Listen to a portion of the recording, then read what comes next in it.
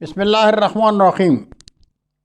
ناظرین، گل بخشالوی آپ سے مخاطب ہوں۔ گلستان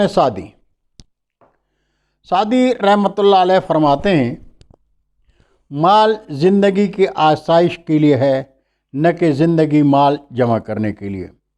کسی دانا سے پوچھا گیا کہ خوش بخت کون ہے اور بدبخت کون؟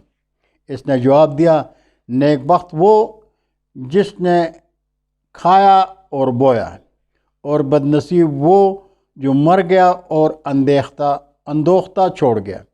جس نے ساری عمر مال جمع کرنے میں گنوا دی اور خود نہ کھایا، اس ناکارہ انسان کے لیے دعائے خیر نہ کر۔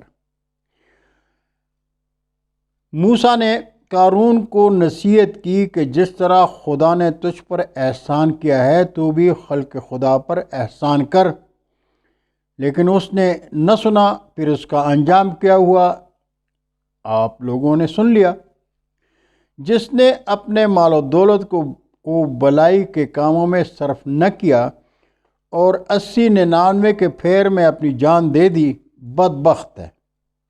اگر تم دنیا اور آخرت دونوں سے بہرہ مند ہونا چاہتے ہو تو تم بھی مخلوق خدا سے بلائی کرو، جیسے تم سے تمہارے خدا نے بلائی کی ہے۔ عربوں کا مقولہ ہے، بخشش کر کے احسان نہ جتایا کرو، تاکہ اس کا نفع تمہارے لیے بطور امانت محفوظ رہے۔ کرم و سخا کے پودے نے جہاں بھی جڑ پکڑی، آسمان کی بلندیوں کو چیر کر نکل گیا۔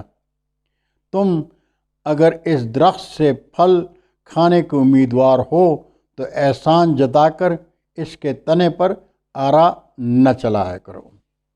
گلستان سعدی سے حکایت آپ نے ملاحظہ کی۔ انشاءاللہ پھر ملاقات ہوگی، تب تک کے لیے اجازت۔ اللہ حافظ، السلام علیکم۔